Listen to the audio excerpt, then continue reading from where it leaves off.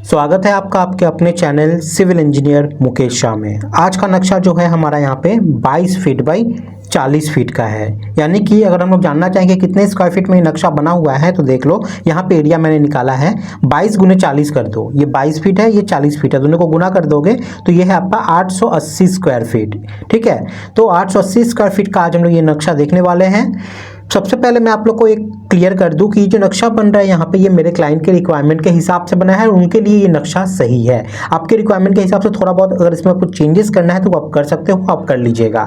और मैंने यहाँ पे सारा खिड़की को हटा दिया है क्योंकि खिड़की लोकेशन टू लोकेशन वेरी करता है, आप प्रोवाइड कर पाओगे कि नहीं कर पाओगे, इसलिए मैंने हटा दिया है। अपने रिक्वायरमेंट के हिसाब से जिधर आपको लगे आपके प्लॉट के हिसाब से वहाँ आप डाल लीजिएगा। चलिए इस नक्शे को चालू करते हैं और समझते हैं। सबसे पहले हम लोग दिशा देख लेते हैं। तो यहाँ पे दिशा देख लीजिए, ये आपका ईस्ट है, ये आपका वेस्ट है, ये आपका नॉर्थ है, ये आपका साउथ है। यानी कि जो नक्शा है ये आपका नॉर्थ फेसिंग है। नॉर्थ फेसिंग से हम लोग इस घर में घुसने वाले हैं। ठीक है, तो चलिए यहाँ से हम लोग इस घर में गृह प्रवेश करते हैं। वीडियो में अंत तक जरूर बने रहिएगा क्योंकि वीडियो में मैं आप लोगों को नक्शा तो समझाऊंगा ही, सारा मेजरमेंट तो बताऊंगा ही, साथ ही में मैं आपको कॉलम का पोजीशन बता दूंगा, कॉलम का साइज क्या होगा वो बता दूंगा। G+1 बनाते हो तो कॉलम का साइज क्या रखना है, G+2 बनाते हो तो कॉलम का साइज क्या रखना है, ये दीवार कितना रखना होगा, बाहर का अंदर का सब बताऊंगा। तो वीडियो में अंत तक जरूर बने रहिएगा। ठीक है, चलिए वीडियो को स्टार्ट करते हैं। आप लोग को यहाँ पे नॉर्थ फेसिंग से अपने घर में यहाँ पे घुसना है। जैसे आप घुसते हो आपको बरामदा के लिए जगह मिल जाता है और ये बरामदा है आपका 9 फीट 4 इंची बाई 10 फीट 9 इंची का। इसको आप बैठने के लिए यूज़ कर सकते हो, कोई काम करने के लिए आप यूज़ कर सकते हो। कोई गेस्ट आएंगे तो पहले यहीं पे बैठा के उनसे बात करना है तो वो चीज़ कर सकते हो। अगर आपका छोटा मोटा स्कूटी हो गया, बाइक हो गया, साइकिल हो गया, उन सब चीज़ों को रखना है तो वो भी यहाँ पे अंदर में आप घुसा के पार्किंग कर सकते हो अगर बाहर जगह नहीं है तो उस पर्पज़ के लिए आप जगह आपका यूज़ हो जाएगा। अब यहीं पे देखिए आपको सीढ़ी के लिए जगह मिल जाती है। ठीक है, सीढ़ी के लिए जगह कितना है देख लीजिए, 10 फीट 7 इंची। 10 फीट 7 इंची कहाँ, पूरा यहाँ से लेके यहाँ तक का, और 7 फीट 4 इंची आपका ऐसे हो गया। ठीक है, अब ये देखिए यहाँ पे जो क्लाइंट की रिक्वायरमेंट थी, टॉयलेट के लिए एक्स्ट्रा स्पेस यूज नहीं करना चाहते थे। वो कह रहे थे कि उनको स्टेयर के नीचे में ही सीढ़ी चाहिए। ठीक है, उनकी ही रिक्वायरमेंट थी तो उनके हिसाब से मुझे डिजाइन करना था, तो स्टेयर के नीचे में ही मैंने उनको टॉयलेट दिया है। यहाँ से अप है आपका, आप सीढ़ी पे ऐसे चढ़ते हुए जाओगे और ऐसे घूम के फिर ऊपर चले जाओगे अपने फर्स्ट फ्लोर पे। ठीक है, तो ये जो लैंडिंग है मिड लैंडिंग, इसी लैंडिंग के नीचे में उनको टॉयलेट मिल गया है। और टॉयलेट का साइज कितना है, 3 फीट 5 इंची बाई 7 फीट 4 इंची। ठीक है, तो ये आपका टॉयलेट हो गया इसी स्टेयर के नीचे में। और यहाँ पे आपका फ्लाइट जाएगा, मतलब आप नीचे से चल के जा सकते हो, आपका डोर यहाँ पे रहेगा, ऊपर में आपका सीढ़ी जा रहा होगा। आप समझ पा रहे हो ना, उम्मीद करते हैं समझ पाए हो। तो ये स्टेयर हो गया, ये टॉयलेट हो गया, दोनों का मेजरमेंट भी मैंने आपको बता दिया। अब चलिए यहाँ से बरामदा के होते हुए हम लोग अंदर घुसते हैं। जैसे ही अंदर जाओगे आपको एक बड़ा सा लिविंग डाइनिंग हॉल मिल जाता है जहाँ पे आपको गेस्ट के साथ बैठने का मौका मिलता है, टीवी वगैरह देख सकते हो। उसके बाद यहाँ पे खाना वाना खाने के लिए आप डाइनिंग का टेबल वगैरह बैठा के डाइनिंग के लिए भी इसको यूज़ कर सकते हो। तो ये लिविंग डाइनिंग आपका कितना है, ये है आपका 9 फीट 4 इंची और ऐसे लंबाई में है आपका 16 फीट 9 इंची का। ठीक है, तो ये आपका लिविंग डाइनिंग हॉल हो गया। अब चलिए हम लोग किचन को देखते हैं। किचन आपका यहाँ पे है। किचन का साइज़ है यहाँ पे 10 फीट 7 इंची बाई 5 फीट 11 इंची का।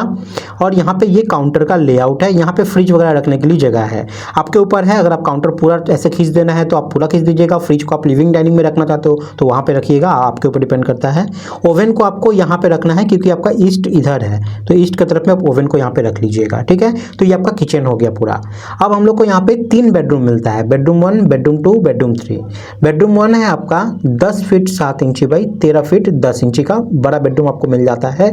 बेडरूम 2 आपका यहाँ पे मीडियम में है, 9 फीट 4 इंची बाई 10 फीट का। ठीक है, उसके बाद बेडरूम 3 है आपका 10 फीट 7 इंची बाई 10 फीट का। तो 3 बेडरूम भी आपको यहाँ पे मिल गया।